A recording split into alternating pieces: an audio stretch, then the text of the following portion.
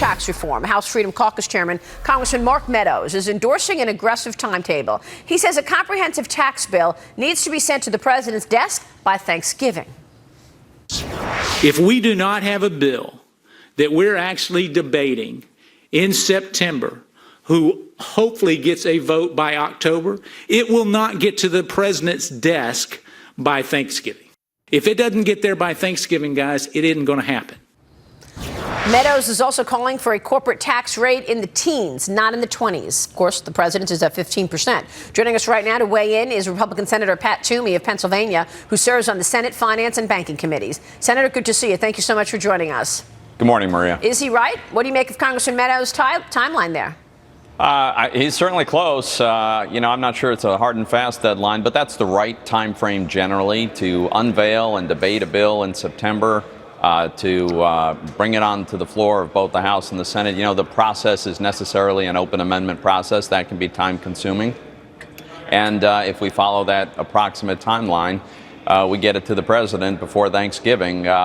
That does dramatically improve our chances of getting it done. Yeah, but is that realistic? I mean, can you take us through some of the meetings and hearings and whatever you're doing behind closed doors that have been going on that will take you to a bill to the president's desk by Thanksgiving? I mean, Paul Ryan, Kevin Brady are talking about year end. Have you been doing enough in terms of meeting to come together and find common ground?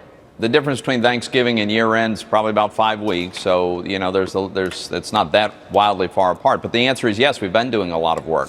Ongoing conversations between members of the Senate Finance Committee, members of the House Ways and Means Committee, and the White House.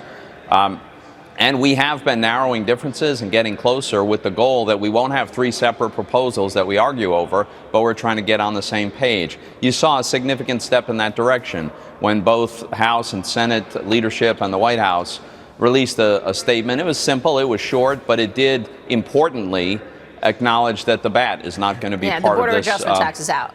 And that's an important step towards consensus. So, look, I get it's going to be difficult. We need a new budget resolution to pass that will give us the tools to do this right.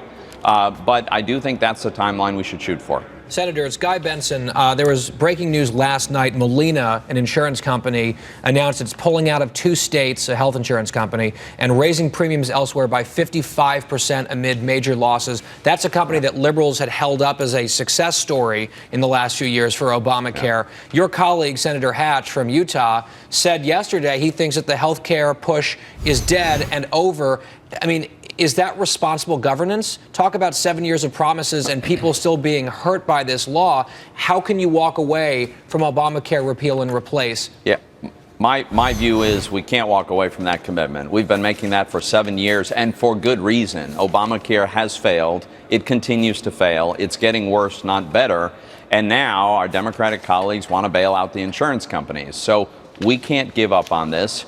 It was a terribly disappointing blow and a big setback for us last week, but you just can't abandon the commitment. And I think there will be, I know for a fact, that a group of us are continuing to work on this while we move on and pursue tax reform. We have to be able to do both things at once. Well, in the meantime, insurers are pulling out of these markets, Senator, that some insurers are seeking premium hikes of 30%, even more in Obamacare markets. And now you have to do a budget, tax reform, keep the government running. You have a debt ceiling. You have I think the children's health insurance has to be extended.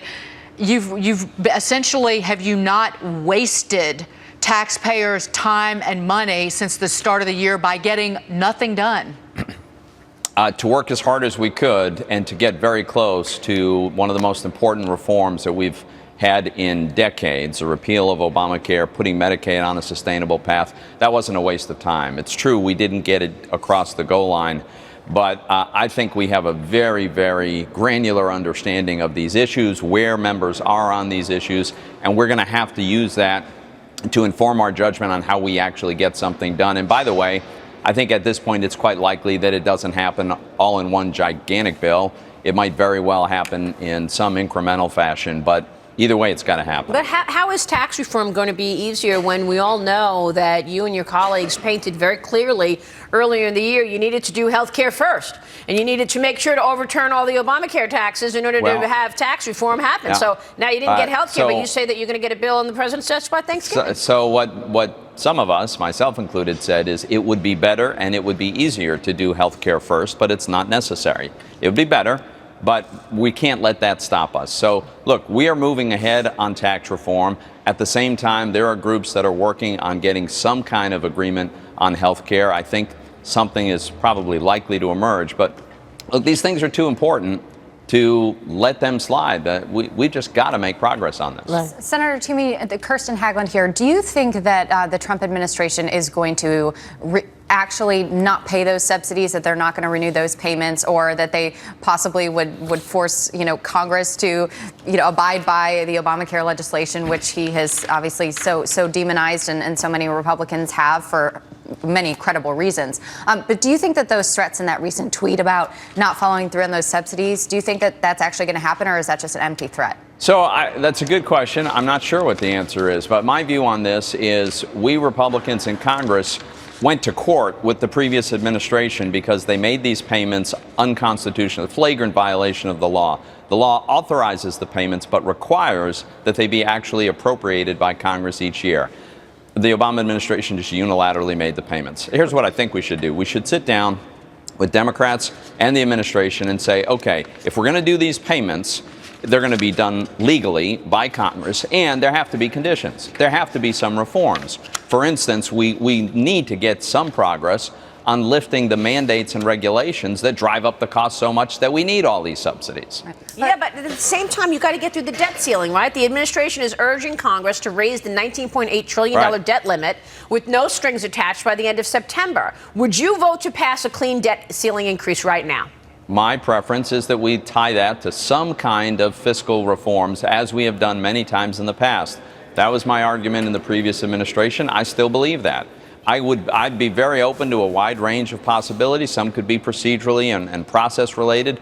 Others could be direct mandates to reduce some mandatory spending. But look, if we're going to authorize the government to borrow another, trillion or $2 trillion on top of the $20 trillion in debt we have now, I think the only responsible thing is to at least include something that's going to curb the growth of these deficits. Do you worry, Senator, though, that Senator Schumer has so much leverage right now following the failure of the health care vote? He's saying the Republicans can't govern on their own. You can say we need reforms here and other things there. You don't have the votes. You're going to need our people so we get what we want. That's what conservative voters are worried about. Right. Yeah, and that's a dynamic that we need to be prepared for. I think that is their game plan on the other side, and part of our job is to make sure that we communicate. So, for instance, if we do offer some kind of deal where we will make some of these interim payments to insurance companies in return for some sensible, reasonable relief from the mandates, I think most Americans would think that's a pretty fair deal, that's pretty reasonable, that will make progress.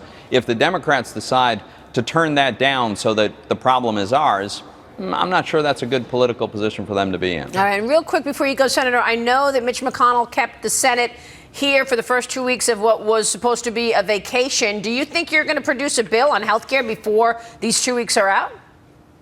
I don't expect a bill to come that quickly, but I wouldn't be surprised if a bill emerges over this. By the way, it's not vacation. Most of us spend most of that time working, traveling our state, meeting with constituents, and our staff and our individual members will continue to try to find a consensus on something like the urgent need to deal with these insurance payments. All right, we'll leave it there. Senator, good to see you, sir. Thanks so much. Thanks for having me. Great conversation.